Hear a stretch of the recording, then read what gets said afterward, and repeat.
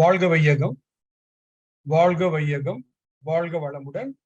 Be blessed by the divine. Good evening, good morning, everybody. Today we have a very special speaker with us. Many of you know her as a back-end person. Today she is coming into the foreground. Vijayashri, as we call her. Vijay is what we all know her very specially. Vijay is a BCom graduate.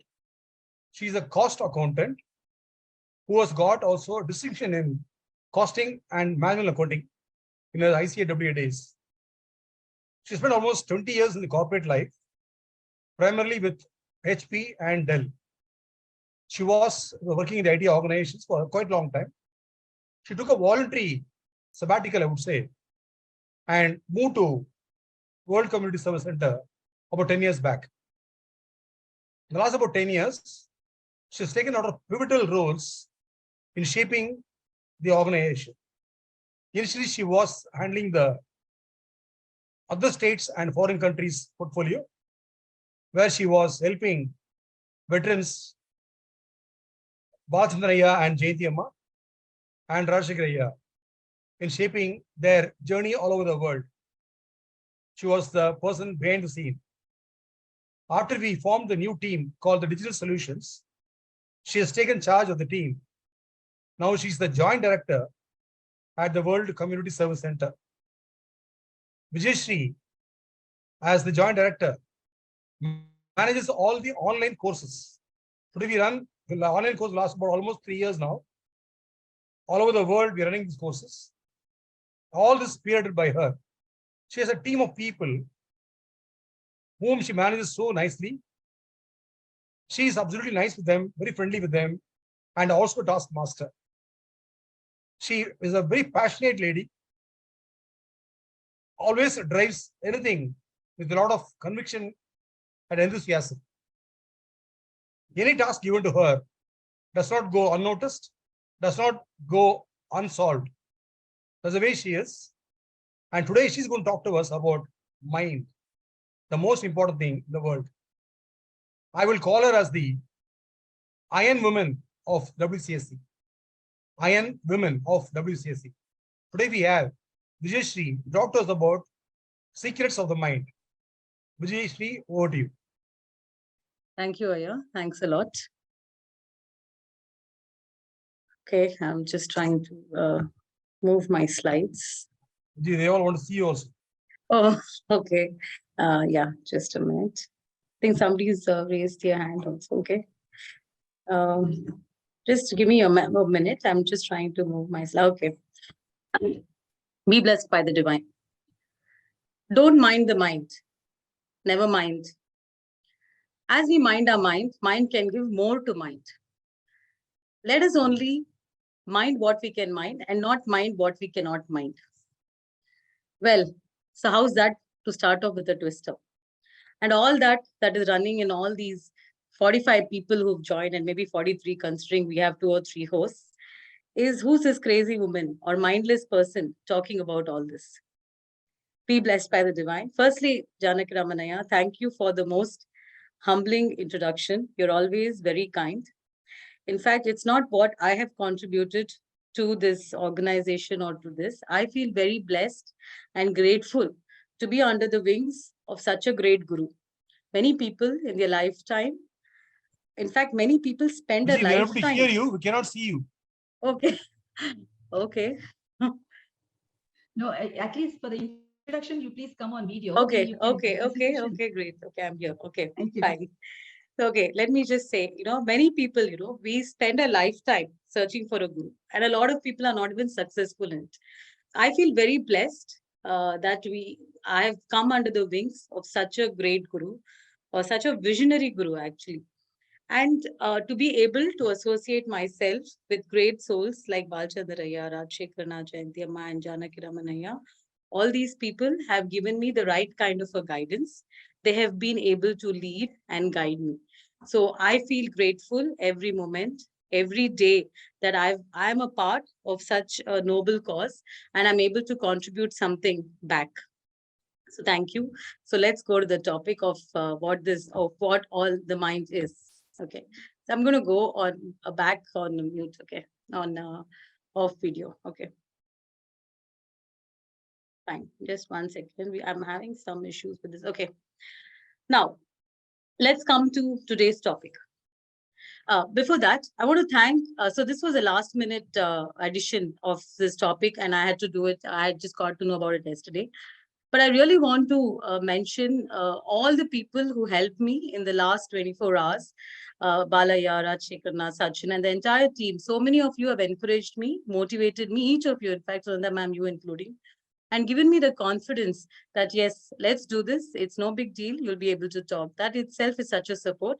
And then I always feel, why should we shy when we're talking to our own family? So this is the Sky family. And thank you for giving me this opportunity to talk about it.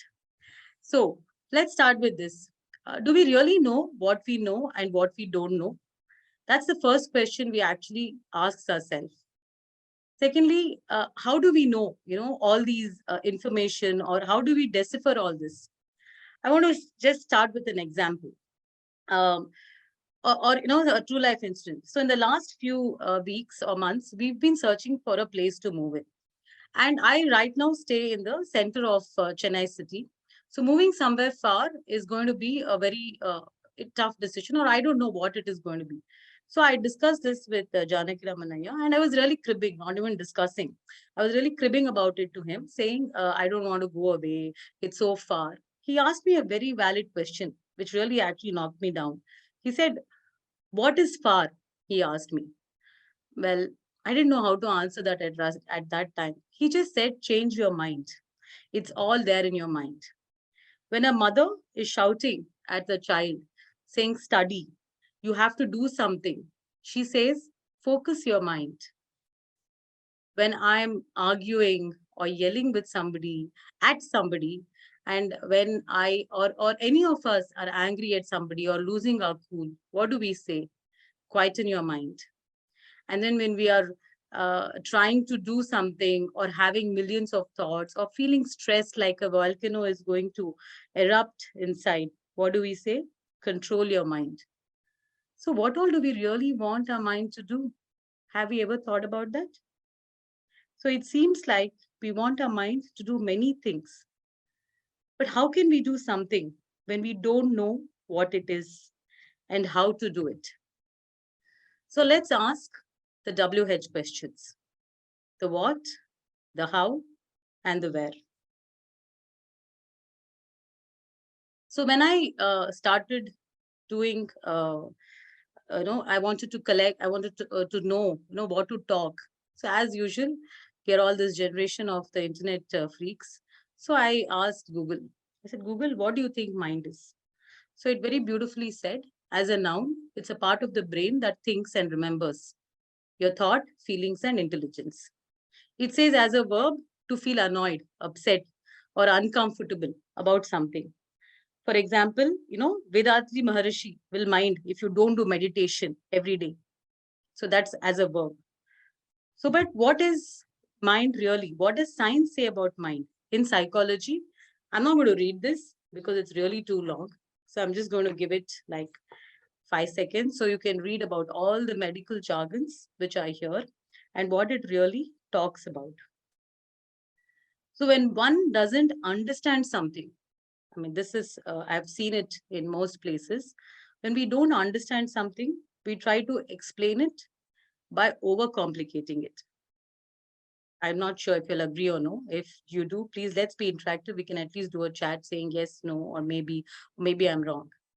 But, we've been blessed with our guru. Actually, he oversimplified everything that at times we don't even take it seriously because it's so simple that we say, oh, it's so simple. I'm not sure if it even works, but it works. And that is simplified Kundalini Yoga. He simplified this whole idea of what is mind, what we can do with it, and what we can, how we can unleash its power. He's given us 360-degree solutions, not only for the body, the mind, but also for our soul, or as we, as Sky Yogis, like to call it, the life force. So look at this beautiful statement here. What does it say? It says, what I like, I think is right. But what is right, I should like. And how can we do that? It's only by changing the mind. As we say, most of the times when we are talking to somebody, or when you're trying to make somebody feel better, or we are trying to make ourselves feel better, what do we say? We say it's all in the mind. So that's like the standard thing we say. Okay. Now, science, let's come to science. Now, science doesn't even acknowledge the existence of mind. What they cannot see and dissect, they do not cognize. Does that mean that the mind is not there? Does that mean that it does not exist? No. But what has the answers? Spirituality has all the answers which we need. Our great philosophers, Siddhas, through intense research, they have discovered the in-depth nature of the mind, its source, its usage, its inherent qualities and capabilities. Spirituality, and I want to emphasize this again, it's spirituality and not religion which has discovered the secrets of the what, the how, the where. That is what we are. Now, do animals have a mind? I want to park this question right here and then think about it. Do they have a mind? Can we just have some answers? Wait, I'm not sure. Okay. Well, whether you answer or no, I'm going to give it. So, yes, they do have a mind. It's only, so I'll tell you a story. So I currently in my home, I'm having a rat menace and I'm trying all the means possible to try and get rid of it. But this rat has evolved so much that every method I am trying to use to catch it, it is eluding it. So I'm so surprised. In fact, I'm really pleasantly surprised and quite intrigued at how a small creature like a rat has developed its mind power, has developed its consciousness, if I can say that, to such an extent that it is able to know whether this is something which I should not go near. This is something which I'm going to get trapped about. If that is what it is, then we, as humans, we are the ones blessed with a mind, and we not only know that we have a mind, but we are yet to discover its full potential. Now, I want all of us to see this small video and, understand. I mean, this is something which I have liked. I have seen this over 10 times. As we all know, we have the sixth sense, and this is that is the mind. And since it's being used only by humans, this movie beautifully depicts how one can use the potential of one's mind and how much percentage we are actually using right now, and then what is it that we need to do as we move forward. Okay, I think I have to share the sound. 1 second. If somebody is unable to see, please let me know. Okay.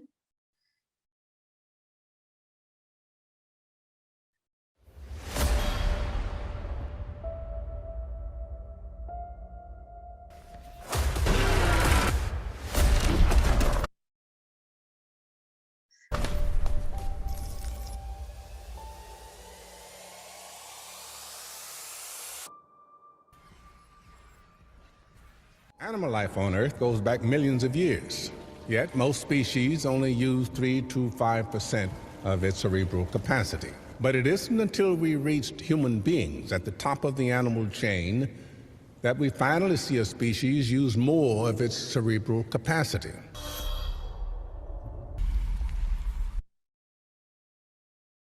So what is it that he talks about? He talks about how much of our mind we are actually using. What is the difference between the animal mind and the human mind? Okay, moving forward. If life starts approximately 1 billion years ago, 1 neuron, you're alive. 2 neurons, you're moving. And with movement, interesting things begin to happen. 10% may not seem like much, but it's a lot if you look at all we've done with it. If we could access, let's say, 20% of our brain's capacity, this first stage would give us access to and control of our own body.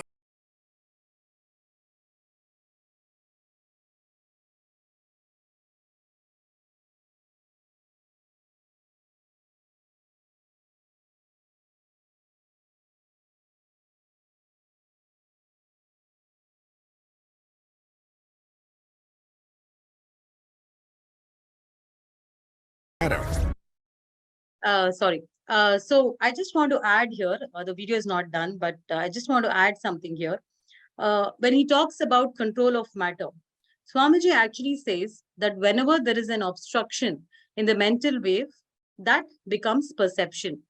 Our mind is having such a wonderful faculty to cover the whole universal system and also understand the universal secrets, because that has taken all the shapes and qualities in the universe. It itself is working as mind. So mind can take any shape. And that's what he said in this movie too, that mind will start deciphering matter. And that's what our Swamiji said so many years ago. He said, when you think of an atom, you become the smallest atom. When you think of the whole universe, you will expand to the whole universe. Such is the wonderful function of the mind. That's what he said. Okay, I have now lost it here. Okay, I'm just going to play it from here.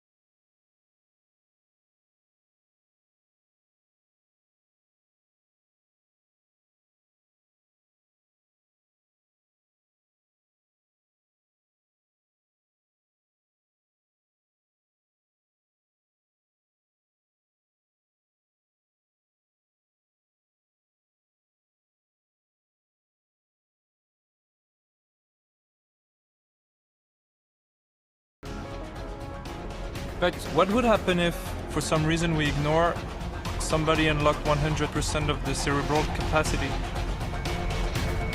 100%? Yes? I have no idea. Great. I hope you all enjoyed the video. I've enjoyed this movie and I watched it like so many times, and I really watched this because it talks a lot about mind, how we can expand our mind and what we can do. So in the last, how does he end? He says 100%. I have no idea, he says. But do we really know people who have used 100% of their brain capacity or their mind capacity as Indians and born in this spiritual land? We definitely know of such people. We know of great gurus. We know of our siddhars, or the ancient sages, as we call it. We know of our beautiful, our powerful ancestors who have built such amazing structures, who have written about the earth, the universe before our scientists or the world scientists have discovered it. I'm not sure how much percentage of your brain they have used, but one thing we can definitely say is that we are not using even some percentage of our brain capacity. Now let's come back to this. Now, we heard about what Vethathiri talks about the mind, how we can perceive our item or an atom and dust particles and everything.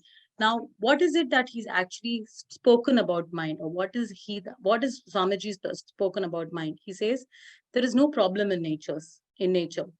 He's always said, and this is one statement which I have deeply connected to when I joined Sky, is nature is kind and compassionate. And we call it providence because it provides for everything we need in our lifetime, much before even come on this earth or much before we are born. If that is so, why are we also unhappy? Why are we always running behind something? Because problems are only in the mind. And what we cultivate in the mind is what it grows. So what we sow is what we reap. And that's what he says in the second line. Whatever we sow in the land of mind will grow. But we have to consider as to what we have to sow.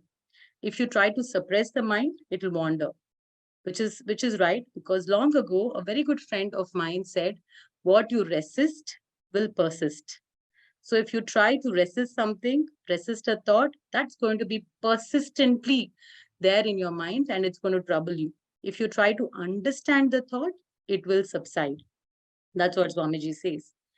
If you have something in mind, but say something else, the inner light will turn into fire and spoil your physical body. So what do we need to do? Do we have to blurt out everything we think, or do we have to filter out, accept, process, introspect, and then move on and say it in a way that reaches the person? Evil thoughts, just as they spoil our mind, spoil our body too. For example, we go and watch a violent movie. The most prominent thought in our mind is going to be violence, is going to be agitation, is going to be all the thoughts which are not necessary. At the same time, as a group now, we are in a very beautiful frequency. We are looking at Swamiji's photo right here, and we're reading his thoughts. So obviously, we are connecting to something which is much deeper and higher, and we all in a calm and a peaceful state of mind. Next slide.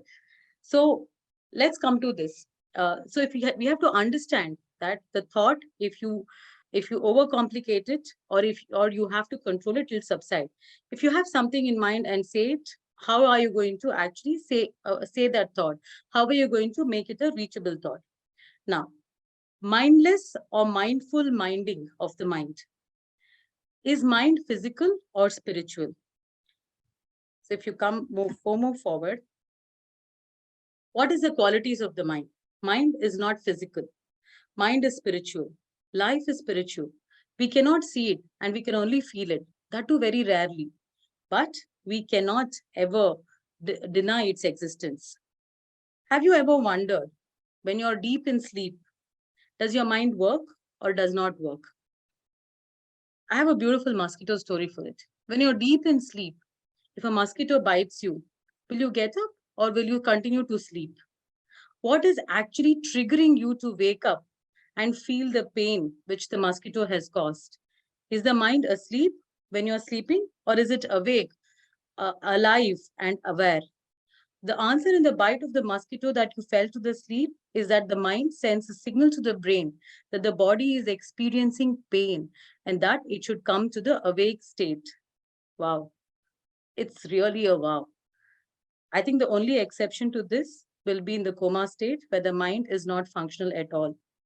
Don't you think human mind is one of the most magnificent things?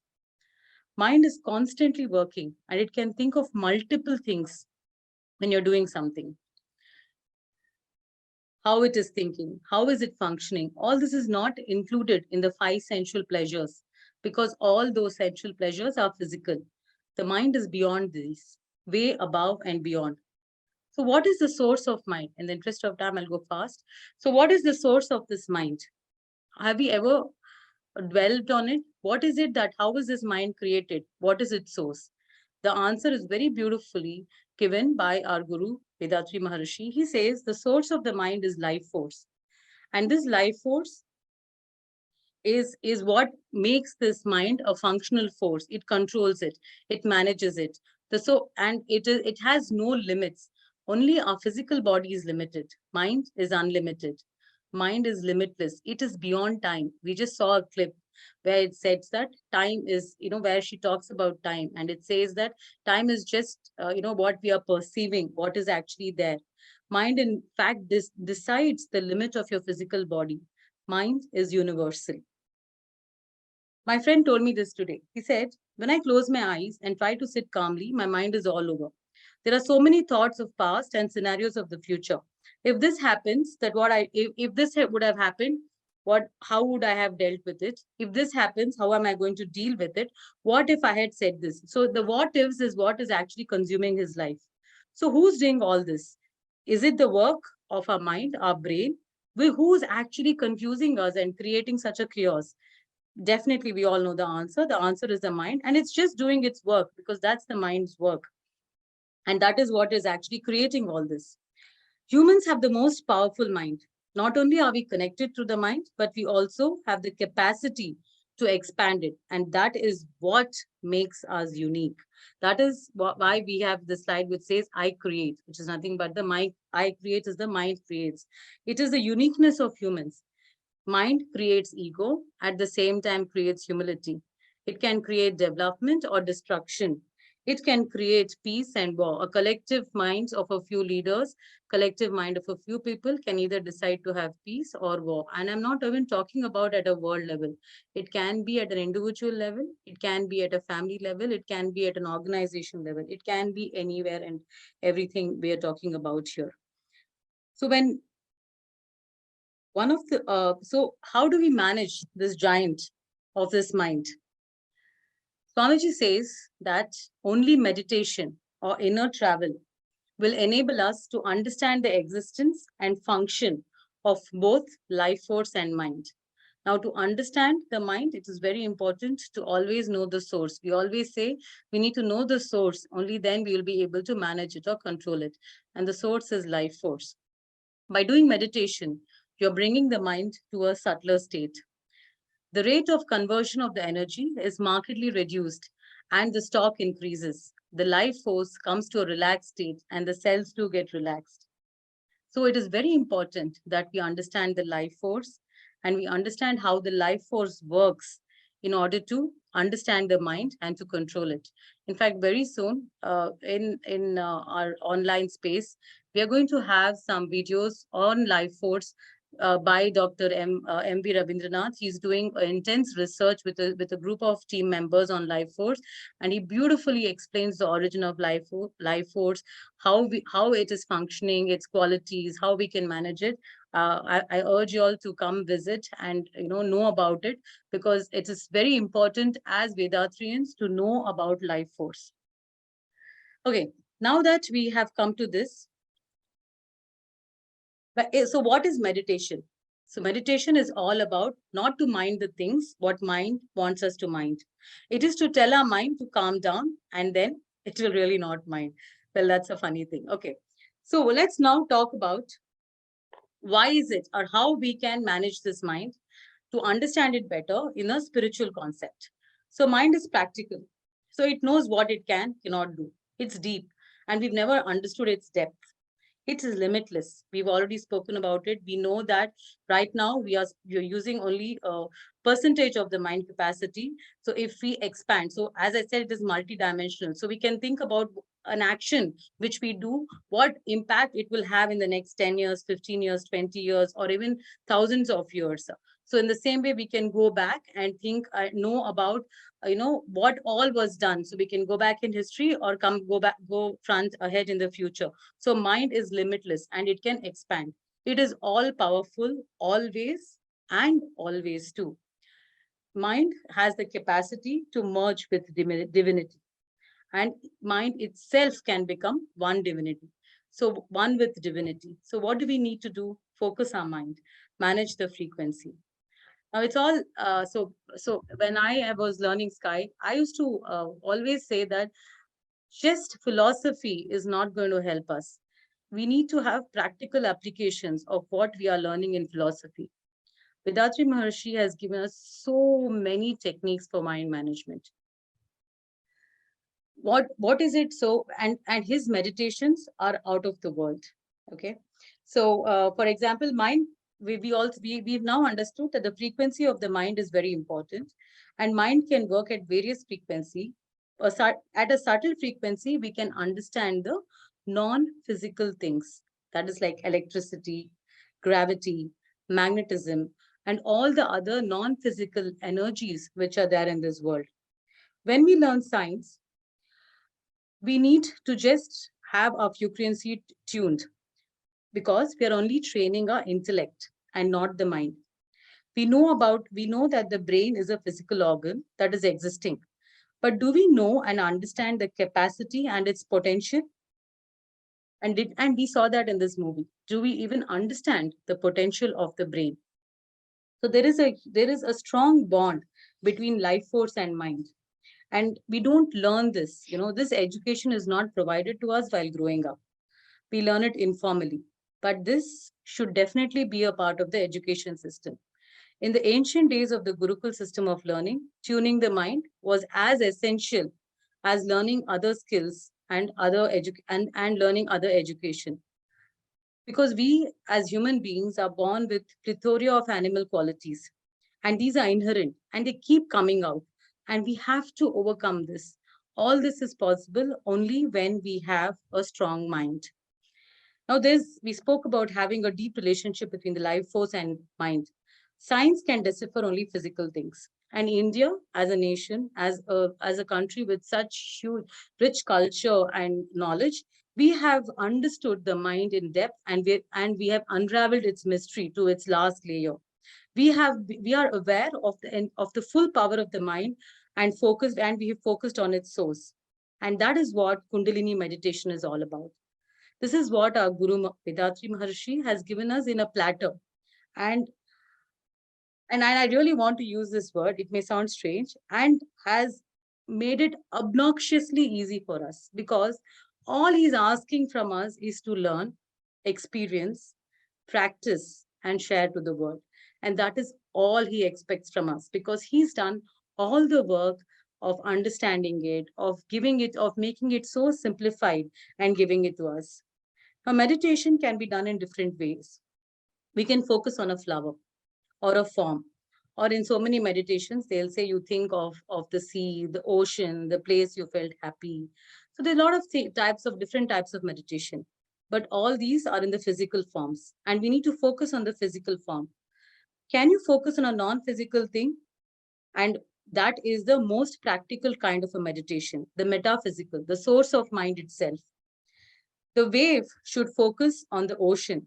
Only then it will calm down. It will not be a separate entity. It becomes one. Now that is what Kundalini Shakti is all about. Kundalini is the life force. It is the source of it all.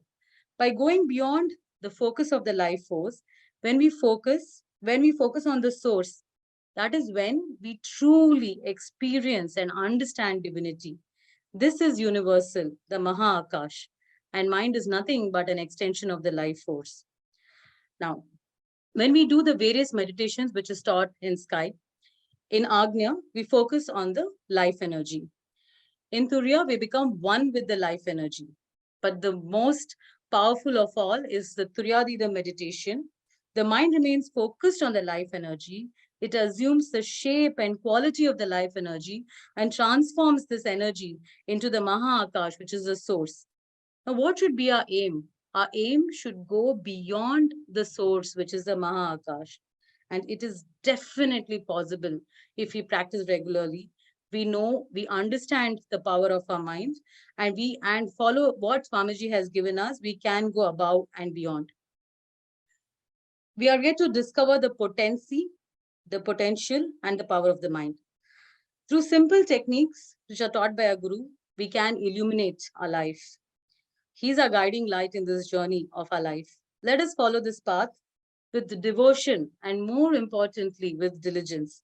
So next time when you are in any situation, so practically we have to apply all this. So next time you're in any situation, you will be empowered. Mind your mind and also know your mind, because the power to deal with anything is within you. Thank you so much. Be blessed by the divine.